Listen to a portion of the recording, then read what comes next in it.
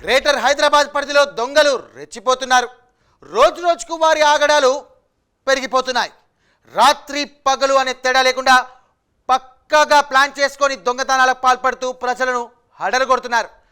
దొంగల పేరు చెబుతూనే ఇప్పుడు గ్రేటర్ ప్రజలు వణికిపోతున్నారు.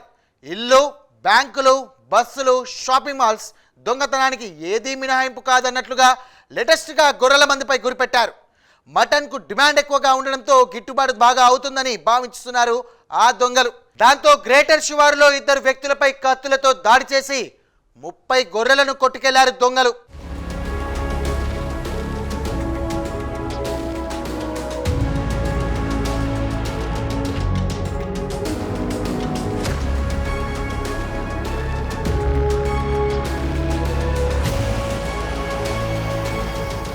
కానిస్టేబుల్ రాసూరి నవీన్ కుషాయిగూడ పోలీస్ స్టేషన్లో విధులు నిర్వర్తిస్తున్నాడు. గొర్రెల కాపరి అయిన తన తండ్రికి ఆరోగ్యం బాగలేకపోవడంతో తన బావమరిది రావుల శ్రీకాంత్తో కలిసి నవీన్ గొర్రెల మందకు రాత్రిపూట కావలిగా ఉన్నాడు. అయితే రాత్రి సమయంలో గుర్తు తెలియని 8 మంది బొలేరో వాహనంలో అక్కడికొచ్చారు.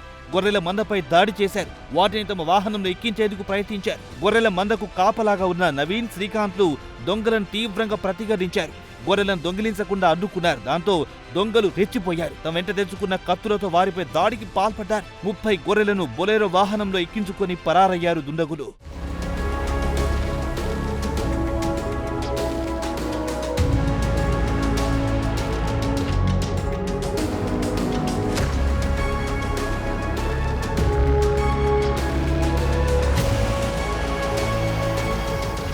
అయితే దుండగుల దాడిలో నవీన్, శ్రీకాంత్ కు గాయాలయ్యాయి. విషయం తెలుసుకున్న పోలీసులు ఘటనా స్థలానికి చేరుకున్నారు.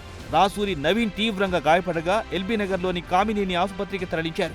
వైద్యులు ఐసీయూలో చికిత్స అందిస్తున్నారు. పోలీసులు కేసు దర్యాప్తు చేస్తున్నారు. అయితే ప్రతిరోజు గొర్రెలకు కావలిగా నవీన్ తండ్రి ఒంటరిగా ఉండడాన్ని గమనించిన వారే పక్కా ప్లాన్ ప్రకారం ఈ దోపిడీ చేసి ఉంటారని పోలీసులు భావిస్తున్నారు. రంగారెడ్డి జిల్లా అంతపూర్ మండలం కోడా గ్రామంలో రాత్రి 2:30 నుంచి 3:30 మధ్యలో 2 గొర్రె కాపలు మంద దగ్గర పండుకుంటే వాళ్ళు 10 మంది దొంగలు వచ్చి వాళ్ళు దాడి చేసి అతని మీద కత్తులు పెట్టి, మెడ మీద కత్తులు పెట్టి, నోట్లో బట్టలు కుక్కి 10 మంది దగ్గర వచ్చి 5 మంది మనుషులను పట్టుకురు. 5 మంది గొర్రెలు దొంగతనం చేసి ఎత్తుకోవేరు.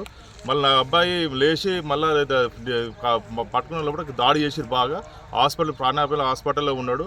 ఈ పోలీసు వాళ్ళు కూడా తొందరగా చర్య తీసుకుని ఆ దొంగలు పట్టుకోవాల్సిందిగా మా యొక్క మనవి. ఇంతకుముందు రీసెంట్గా కూడా ఒక కోసిక నరసింహ ఆయన అతను కూడా వినే కోడలో చాలా ఈ మధ్య బాగా పోతున్నాయి.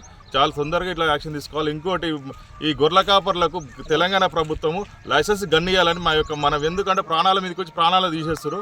తెలంగాణ ప్రభుత్వం వాళ్ళు గొర్రెల కాపర్లు పండుకుంటారు. మాకు ప్రాణాపాయం దొంగలతోటి ఒక లైసెన్స్ గన్ని, ఒక గొర్రె కాపర్కి లైసెన్స్ ఆ ప్రభుత్వం నుంచి ఇవ్వాల్సిందిగా మా యొక్క మనవి. ఇటీవల తెలంగాణలో ఇలాంటి ఘటనలు ఒకదాని తర్వాత మరొకటి పలు చోట్ల చోటు చేసుకుంటున్నాయి. సులభంగా డబ్బు సంపాదించాలనే ఉద్దేశంతో కొందరు ముఠాలుగా ఏర్పడి పశువులు, మేకలు, గొర్రెలను ఎత్తుకెళ్తున్నారు. వారం రోజుల క్రితం యాదాద్రి భువనగిరి జిల్లాలో ఓ రైతు తన పొలంలో మేపుతున్న గేదెలను గుర్తు తెలియని వ్యక్తులు ఎత్తుకెళ్లారు.